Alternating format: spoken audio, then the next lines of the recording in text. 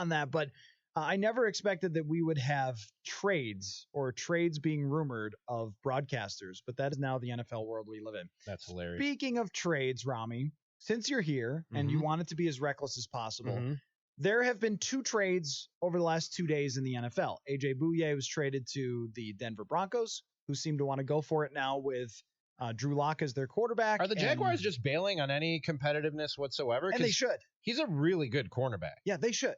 They should definitely do that. They're not in a position to win whatsoever, so tank for Trevor. It doesn't seem like that long ago they were the sexy pick in the AFC. Yeah, somebody put it out there. All the players that were starting in 2017 in the AFC Championship, and almost all of them are gone now at this point. And that's how it goes. There's a Vikings comparison to be made there, but they're a much worse organization, of course. So they made a trade.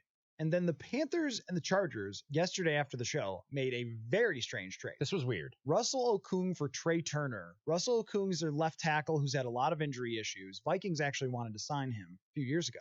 And Trey Turner is a monster guard who may have slipped a little last year, but is still very good at football. So I came up with some trades, and I increased the recklessness by each one. So I have 3. And it starts out realistic, and then it gets to semi-realistic, and then it gets to preposterous. All right. And I want you to just give me your analysis of each potential trade. And then I've got a quick game for you. All right. My first potential trade, Anthony Barr to the New York Giants for a second-round pick. And here's why. I'll explain it.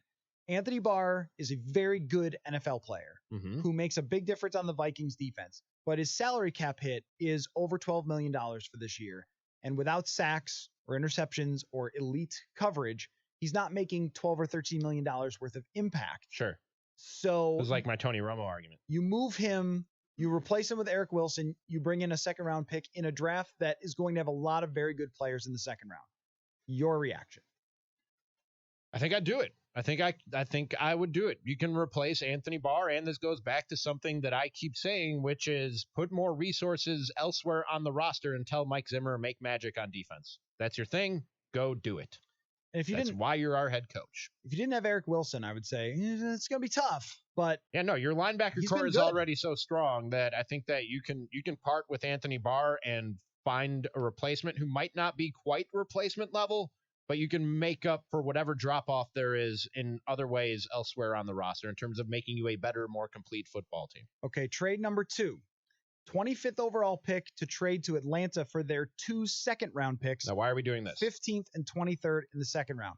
Here's why. You have so many holes, and you don't have that many draft picks toward the top. You just have your standard 1, 2, 3. And there are a lot of impact players in the second round. There are receivers. It's a very deep receiver draft. There are tackles that might drop into the second round. There's a lot of defensive players, a lot of corners, a lot of safeties. And drafting 3 second-round players is probably giving you a better chance to fill a bunch of spots than it is to draft 1 at 25 and 1 at second-round 25. And every study that's ever been done on this finds that the very top of the draft, your top 10, are the guys who produce all the time, like the great players in the league. And past like 15, there's not that big of a difference between 15 and 15th in the second round in terms of your odds to get a great play. That's the explanation. I wouldn't do it today. If you're asking me to make that trade today, I say no. Now, come draft night, if something I'm not looking for doesn't drop to me, doesn't fall in my lap at that 25th pick, then let's talk trade. But today, if you ask me, nah, I'd rather wait and see what I can get with that pick. I like it to try and stack assets. Just get as many players, as many swings as you can. And second-round picks have worked out pretty well for the Vikings recently. Eric Kendricks, Irv Smith, I think, will be a good player. Even Mackenzie Alexander became a good player. All right, third trade, and the most preposterous, but defensible. Danielle Hunter and 25 to Washington for number 2 overall. And this to get Tua, right? Of course. I have a real hard time parting with maybe the best pass rusher in this league. More sacks under the age of 25 than anybody ever. It's true. Still young, going to be productive for a long time. You have him on a really reasonable contract. It's true. You don't get that often at that position. But if there's one thing that's harder to find than great pass rushers who are still young and productive and on reasonable contracts, it's that dude at quarterback. It is. And if Tua is that dude, I have a hard time saying no. Anytime you have a chance, this is kind of what we talked about with the Redskins considering getting Tua, even though they have Dwayne Haskins. Because they'd be Haskins. passing up on Chase Young. Anytime you have a chance to upgrade that position, even if you have a good one and you think you could get a great one, I think that you have to at least explore that possibility.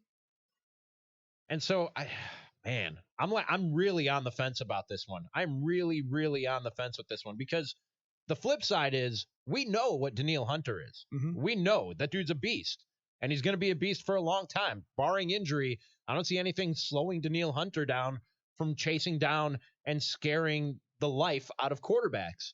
We don't know that Tua is that dude. It's true. We think he is. It's a huge risk to take. A lot of people much smarter than me and you are saying that he is. But we don't know that for sure. And you're trading a sure thing for a not so sure thing. The thing that you could probably do, though, if you traded for Tua, would be in 2021, going into that offseason, when you get Kirk's money off of your salary cap, you could sign another edge rusher who's probably not quite as good as Danielle Hunter, but also probably good. And then you spend the rest of the draft trying to find cornerbacks. He has a huge impact on winning, Danielle Hunter. But there's no edge rusher in the NFL who has as big of an impact on winning as a quarterback. And it helps you a ton if you have him on a rookie deal for 4 years, and then you can also use the 5th-year option. That gives you a pretty decent chance to go to a Super Bowl if the guy clicks. And if he doesn't, everyone's fired. And that's why I love it, because it's a video game trade. But those are the 3 trades where I poked around and said, all right, which one is pretty realistic? Which one is smart but not that exciting? And which one is crazy? And I kind of like all of them. I think I do it. I think I do You think you do it? because of the reasons that you just listed off. I think you talked me into it. I was on the fence, and you talked me into it. I think I do it. You got me in this car. You got me in this new car, Matthew Collar. Trades. Oh, Well, love it.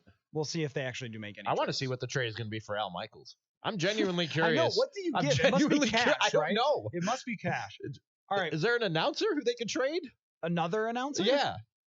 Future considerations? An announcer to be named later? Or who's on NBC that they could trade?